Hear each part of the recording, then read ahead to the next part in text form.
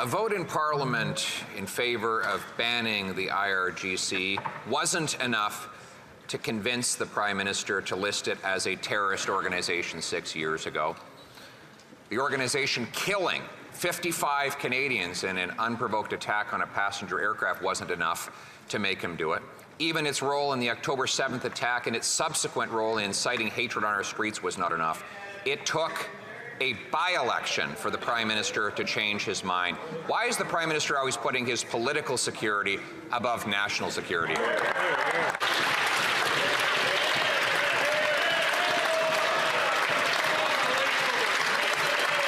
Right Honourable Prime Minister. Mr. Speaker, today we've listed the IRGC as a terrorist entity. This sends a strong message that Canada will use all tools at our disposal to hold the Iranian regime to account. There can be no impunity for Iran's disregard of human rights and its support of terrorism. This is yet another of the extremely strong measures we've taken against the Iranian regime, some of the strongest measures in the world.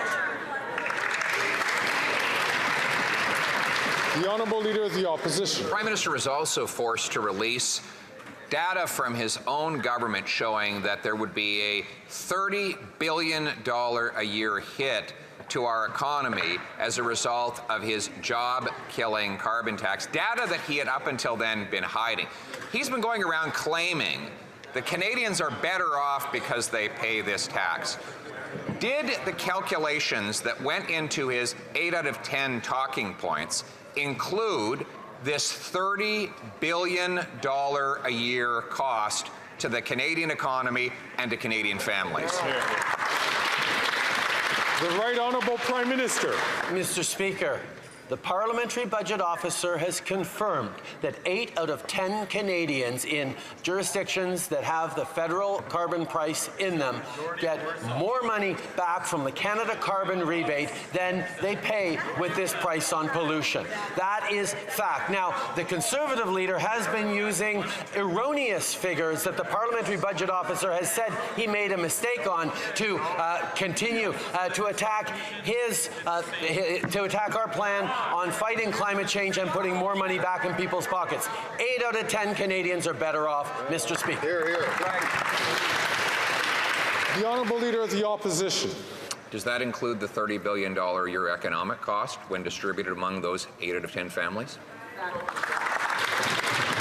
The Right Honourable Prime Minister. Mr. Speaker, once again, the Conservatives are basing their attacks on climate action and affordability on erroneous calculations that the Parliamentary Budget Officer has admitted that he made.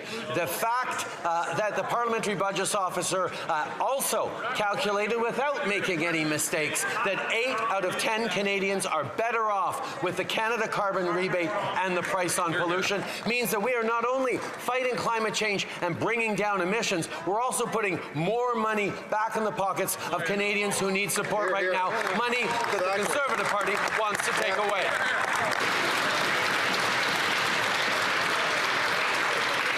The Honourable Leader of the Opposition. I'm not using Parliamentary Budget Officer numbers.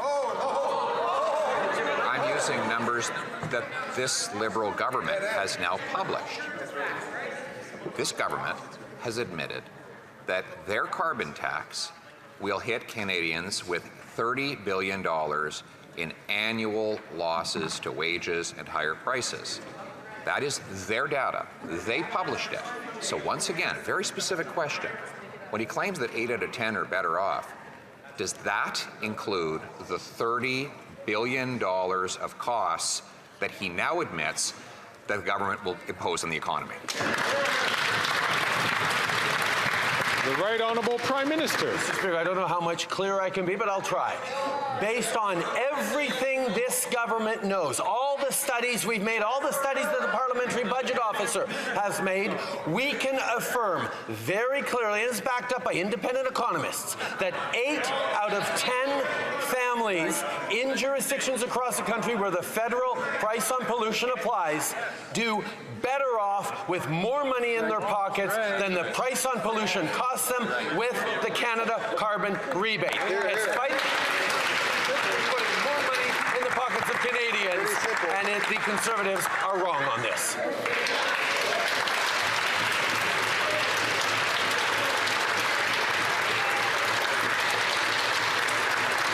The Honourable Leader of the Opposition. He can't say yes, because he knows that when you take the $30 billion a year and divide it by the 17 million Canadian families, then you come up with almost $2,000 per Canadian family based on numbers published by his own government. So it's like him saying, you can afford this house as long as you don't take into consideration the down payment and the monthly mortgage payments. If you take out $30 billion of costs, you don't have a real calculation. So why doesn't he put the $30 billion back into the calculator and show Canadians whether they're really better off? The Right Honourable Prime Minister. It is actually quite stunning to see the leader lay it out so clearly that all of his math depends on one factor that he believes, which is climate change isn't real, according to the leader of the opposition. That's the only way to make sure his math works. If he says there are no costs to Canadians of extreme weather events, there are no costs to Canadians about degrading competition when the world is switching towards greener solutions. If you don't believe in climate change, then his math works. But if you know that climate change is a real threat to Canadians and the economy, then we need to act, and that's what we're doing.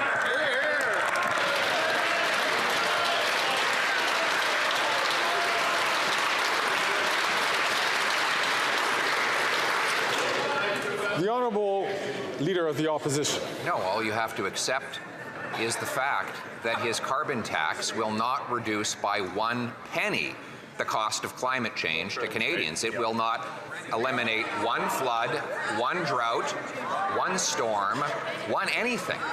His carbon tax literally does nothing to change the weather or the climate. What it does is makes Canadians poorer. So will he finally admit that all along he's been misleading Canadians, that he knew, he had the data, that Canadians pay more and get less and get screwed over by the carbon tax?